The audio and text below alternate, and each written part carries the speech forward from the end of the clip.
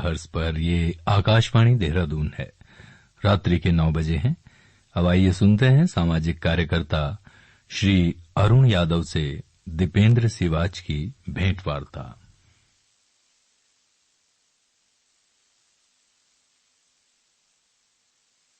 परहित सरिस धर्म नहीं भाई, गोस्वामी तुलसीदास जी की ये पंक्ति आज भी समाज के बहुत सारे लोगों के लिए प्रेरणा स्रोत है और उन्होंने इस पंक्ति को अपने जीवन का मूल मंत्र बना लिया है।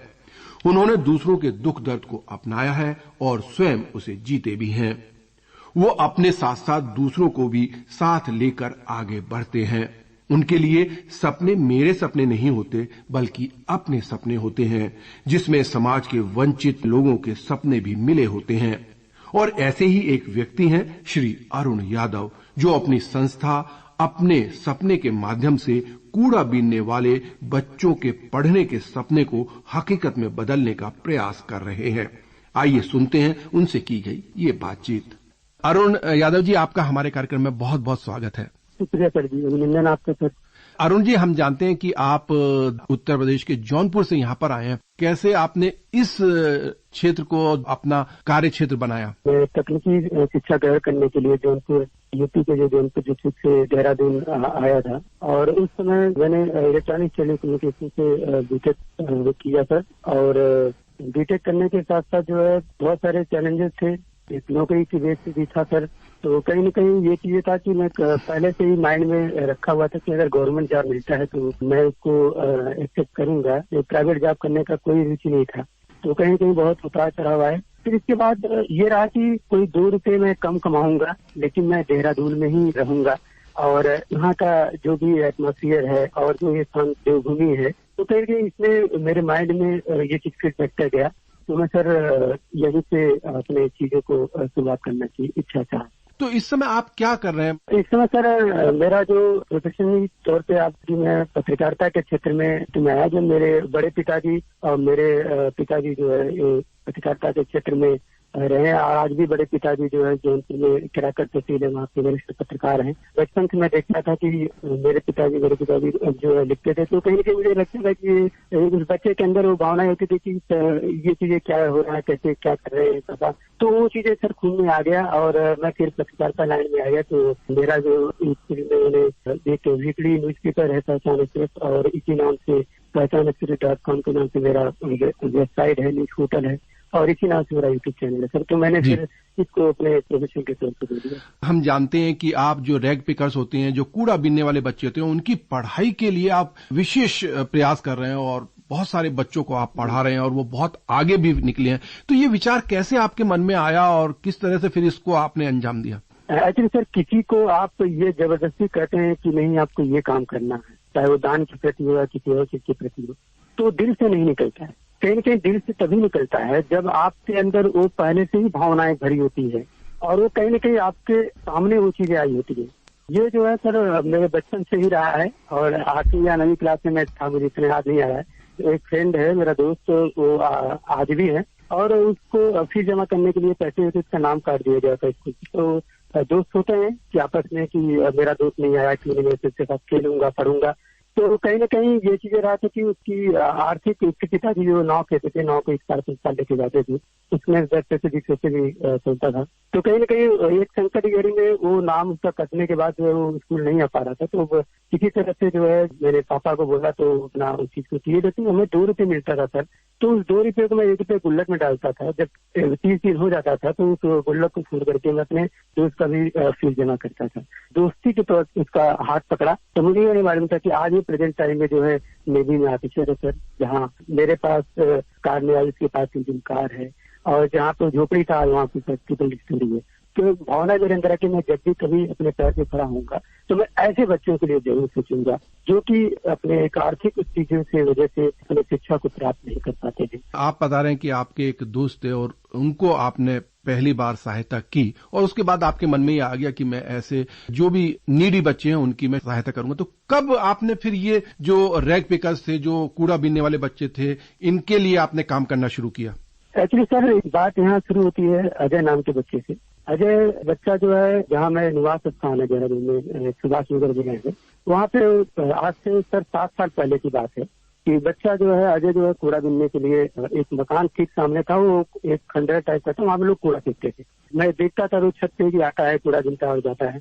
तो एक दिन मैं उससे पूछा कि बेटा पढ़ाई करोगे, तो उसके चेहरे पे वो चमक थी। तो फिर मैंने कहा कि आप अगले दिन आना बेटा। तो जानबूझ के पूछा कि देखिए इसके अंदर इंटरेस्ट है कि नहीं। अगले दिन मैं किसी से देखा कि वो कूड़ा बीन के आया, बेल बजाया, फिर कहा कि भैया आप हमें बुलाए। वो अजय के माँ बाप से मिले, माँ बाप उसके नहीं कहे कि नहीं पढ़ाई वढ़ाई करके क्या करेगा, पूरा दिन के 30 रुपये लाता है, तो ऐसे घर बार चलता है और हम लोग अपना मजदूरी करते हैं, इसमें चल रहा है, पढ़ाई वढ़ाई से कोई लेना देना नहीं। तो नहीं माने। फिर मैंने कहा कि अच्छा 20 रुपये 30 रुपये आपको रोज दूं मैं।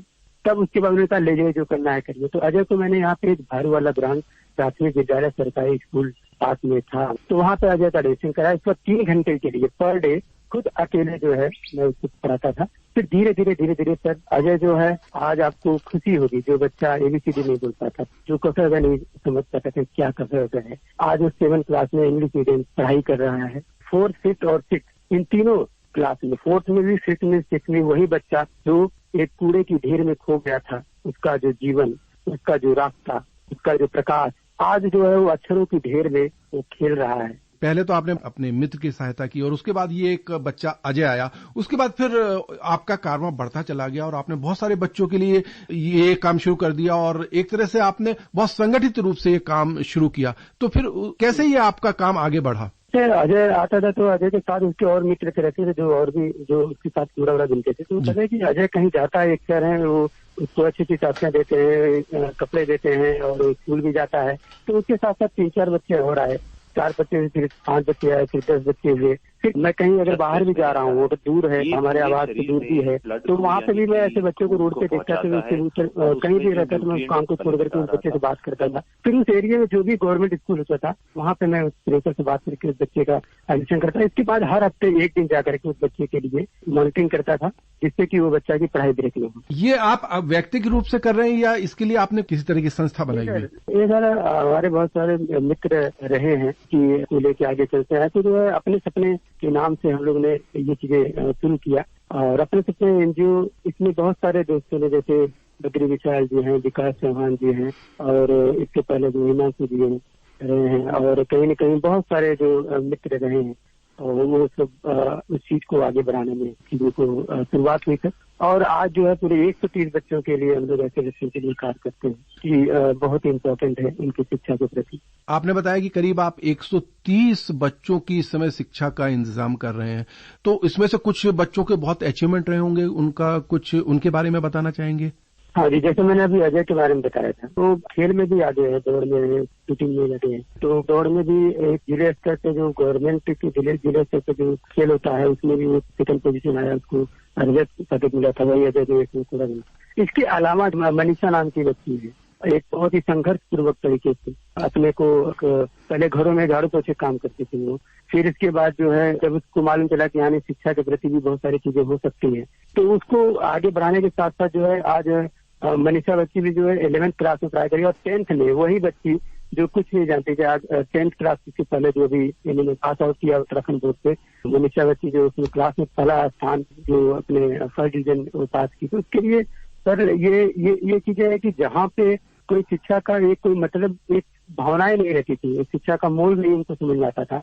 आज वो क्लास पूरे अपने 1st डिवीजन से अगर वो बोर्ड में पास हो रहा है, वो उस बच्ची के लिए अचीवमेंट हो जा रहा है। और उसी बच्ची मनीषा बच्ची और लोगों के लिए भी, बच्चों के लिए प्रेरणादायक है, जो कि बहुत से माँ बाप जो है मजदूरी करते हैं, वो अपने बच्चों को खुद काम पे भेज देते हैं काम करने के लिए की, और चीजें एक अभिशाप हो जाता है उन बच्चों के लिए।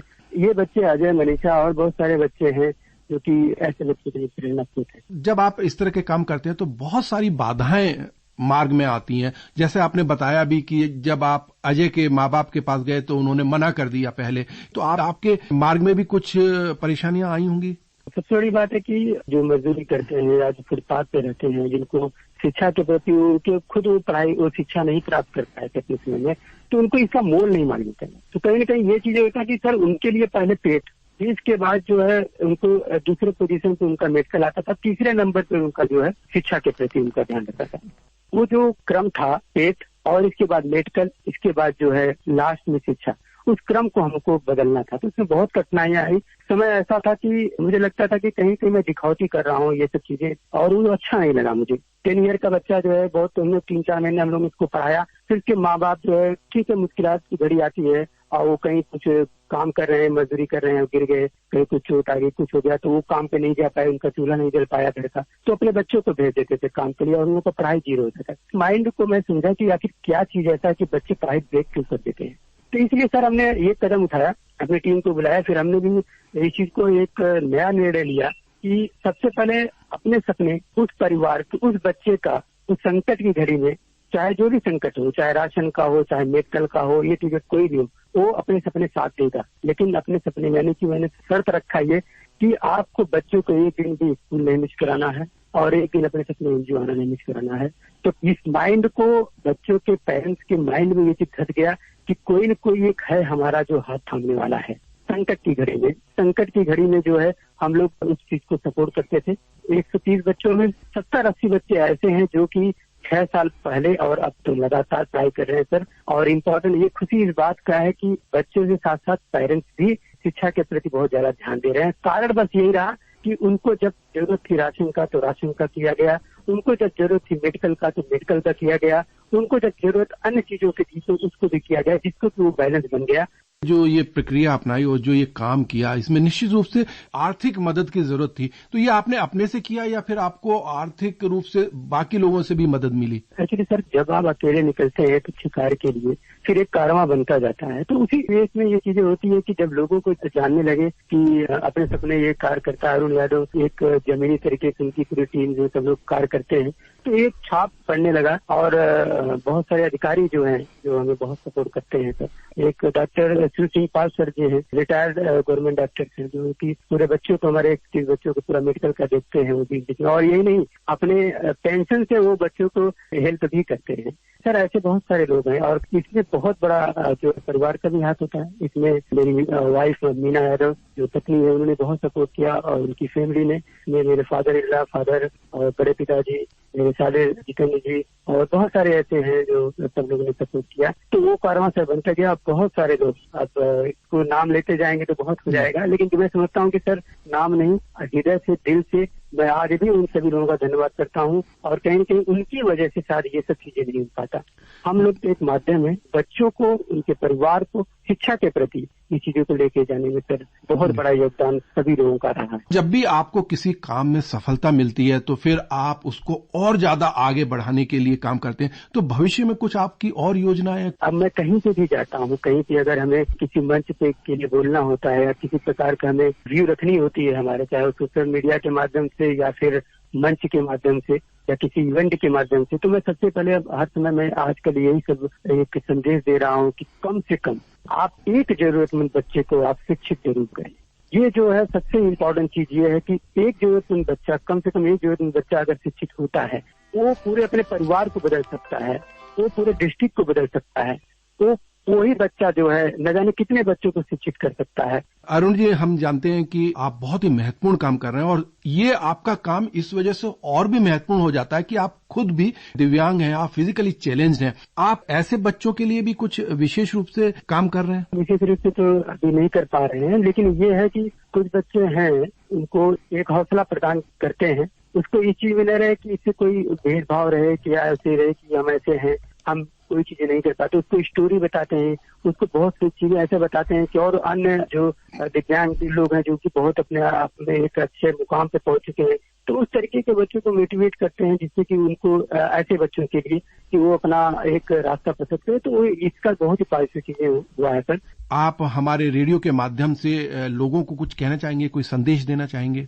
ये संदेश मेरा बस यही रहता है सर, आपके सपने जो भी हो वो सपने जरूर पूरा करिए आप। लेकिन ऐसे तबके के बच्चे, जो बच्चे कूड़ा बीनते हैं, जो बच्चे भीख मांगते हैं, जिन बच्चे के माँ बाप मजदूरी करते हैं, उन बच्चों की शिक्षा के प्रति आप जरूर में केवल 1 घंटे शिक्षित करने के बीड़ा उठाएं, उसको शिक्षा के प्रति गोद ले, तो एक समृद्ध राष्ट्र के रूप में संपन्न और एक बराबरी, इसको बोलते सर एक बराबरी जो एक दर्जा होता है सभी को, इसमें बच्चे भी आगे बढ़ेंगे और एक नया प्रकाश रूपी जो पथ है उनके लिए बनेगा सर। अरुण जी, आप निश्चित रूप से बहुत ही बड़ा काम कर रहे हैं।